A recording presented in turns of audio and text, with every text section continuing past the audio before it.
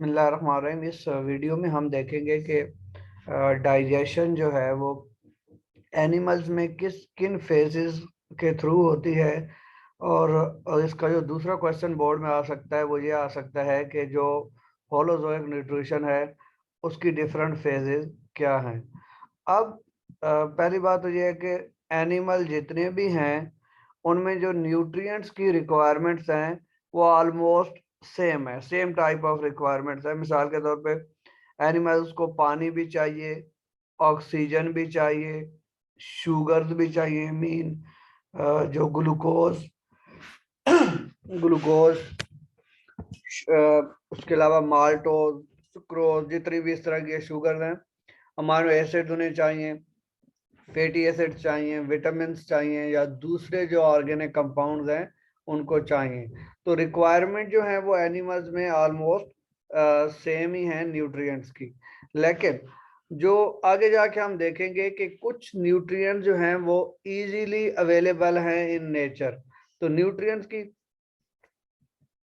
Availability की जब बात आएगी, मिसाल के तौर पे अगर हमें वाटर चाहिए, हमें ऑक्सीजन चाहिए, तो ये दो चीज़ें तो इजीली इन्वायरमेंट में, एयर में अवेलेबल है। ऑक्सीजन और वाटर हम कहीं से भी ड्रिंक कर सकते हैं, तो ये तो इजीली अवेलेबल नेचर रिसोर्सेज हैं।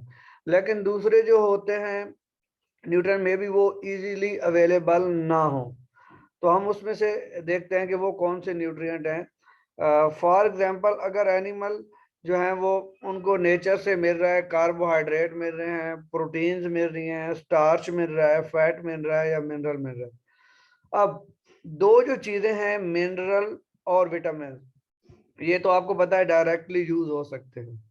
लेकिन जब तक इन लार्ज मॉलिक्यूल्स या मैक्रो मॉलिक्यूल्स जिनको हम कहते हैं, ये सारे जो हैं, ये फैट्स वगैरह ये सारे हैं, इनको हम कहते हैं मैक्रो मॉलिक्यूल, मीन इनका मॉलिक्यूलर वेट बहुत ज्यादा होता है, और ये होते हैं लार्ज एंड नॉन डिफ्यूजिबल। तो जब तक इनको, इनकी सिंपलेस्ट फॉर्म, मिसाल के तौर पे प्रोटीन्स को अमाइनो एसिड में, या उसके बाद आ जाएगा जो स्टार्च है उसको सिंपल शुगर में, सिमिलरली जो हमारे पास फैट्स हैं उनको फैटी एसिड में और उनके ग्लाइसरोल में कन्वर्ट ना कर दिया जाए, एनिमल बॉडी में ये सेल मेम्ब्रेन के थ्रू एंटर ही नहीं हो सकती।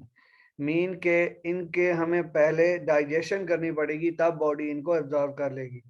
लेकिन विटामिन और जो हमारे पास दूसरी हैं मिनरल्स वगैरह, हम उनको डायरेक्टली एब्जॉर्ब कर लेते हैं, similar in the case with oxygen और वाटर। तो होलोजोइक न्यूट्रिशन के कौन सी फेजेस हैं और इनको हम कैसे जो है वो डिफाइन कर सकते हैं। तो होलोजोइक न्यूट्रिशन की बेसिकली डिफरेंट फेजेस हैं, और ये हैं ये फेजेस हैं 5। तो सबसे पहली बात आपने ये याद रखनी है कि एनिमल जितने भी हैं, फंगस में जो मोड ऑफ न्यूट्रिशन है वो इंजेस्टिव है, लेकिन एनिमल में मोड ऑफ न्यूट्रिशन इंजेस्टिव है, इंजेशन के थ्रू है। मीन सबसे पहला प्रोसेस जो होलोजोइक न्यूट्रिशन में होगा कि हम जो भी फूड खा रहे हैं हम उसे बॉडी में सबसे पहले क्या करेंगे, इंजेस्ट करेंगे, अपने जो मुंह के थ्रू हम उस फूड को बॉडी के अंदर लेके जाएंगे। तो दूसरा जो प्रोसेस होगा वो होगा डाइजेशन का। डाइजेशन के प्रोसेस में ये जो मैंने बताया है कि जो कॉम्प्लेक्स ऑर्गेनिक कंपाउंड हैं, या मिसाल के तौर पे स्टार्च, प्रोटीन वगैरह, जो कॉम्प्लेक्स भी हैं और नॉन डिफ्यूजिबल भी हैं, मीन के वो सिंपल डिफ्यूजन के थ्रू नहीं एंटर हो सकते सेल में, तो उनको सिंपल में कन्वर्ट कर दिया जाएगा और डिफ्यूजिबल मॉलिक्यूल में with the action of enzyme. मिसाल के तौर पे स्टार्च को माइलेज तोड़ देगा, प्रोटीएसेस जो है वो प्रोटीन को तोड़ देंगी, और यहाँ पे प्रोटीन के जो है वो सोर्सेज भी मेंशन है कि मीट, फिश और एग वगैरह जो है ये प्रोटीन के उस तरह। अब जो डाइजेशन है, दो तरह की डाइजेशन होगी। एक जो डाइजेशन है हमारे पास वो होती है इंट्रासेलुलर। अब आपने पहले भी पढ़ा हो कि अगर कोई फैगोसाइटोसिस के थ्रू कोई चीज अगर सेल के अंदर एंटर हो जाए, तो लाइसोसोम्स जो हैं वो जिम्मेदारी है लाइसोसोम की कि उस चीज को डाइजेस्ट किया जाए, कि कोई फूड अगर सेल खा रहा है तो इस तरह की डाइजेशन तो इंट्रासेलुलर डाइजेशन है कि जो सेल के अंदर हो रही है। तो मेजॉरिटी केसेस में इसके अंदर क्या होता है कि लाइसोसोम्स के एंजाइम इन्वॉल्व होते हैं जो उस चीज को डाइजेस्ट कर देते हैं। लेकिन अगर आपको ह्यूमन डाइजेस्टिव सिस्टम का स्ट्रक्चर याद हो तो हम कहते हैं कि human digestive system consist of long tube. तो इस ट्यूब में डाइजेशन होती है कि ये माउथ टू एनस एक ट्यूब है, इसको एलिमेंट्री कैनाल भी बोला जाता है, इसको गट भी बोला जाता है, और ये ट्यूब लाइक डाइजेस्टिव सिस्टम है, मीन दो ओपनिंग्स है। तो इस केसेस में क्या होता है कि केविटीज में जो है वो एंजाइम सेक्रेट होते हैं। इससे क्या मुराद है? मिसाल के तौर पे अब आपने देखा होगा कि जो हमारा स्टोमक है वो एंजाइम रिलीज करता है, पेप्सिनोजेन की फॉर्म में पेप्सिन रिलीज करता है। तो वो स्टोमक की केविटी के अंदर होती है। ये नहीं कि स्टोमक सारी चीजों को एब्जॉर्व कर ले और अपने अंदर जाके डाइजेस्ट करे, नहीं, बल्कि स्टोमक एक किस्म का बैग है। तो उस बैग के अंदर एंजाइम रिलीज होते हैं, मस्कुलर बैग है, तो वहां पे डाइजेशन होती है। सिमिलरली जब स्मॉल इंटेस्टाइन की तरफ फूड जाएगा तो वहां पे पैंक्रियाटिक सिक्रीशंस रिलीज होंगी जो चीजों को इस ट्यूब लाइक डाइजेस्टिव सिस्टम में या ल्यूमन में डाइजेस्ट करेंगी। फिर उसके बाद वो जब सिंपलेस्ट फॉर्म में कन्वर्ट हो जाएंगी तो तब उनको जो है फूड को एब्जॉर्ब किया जाएगा।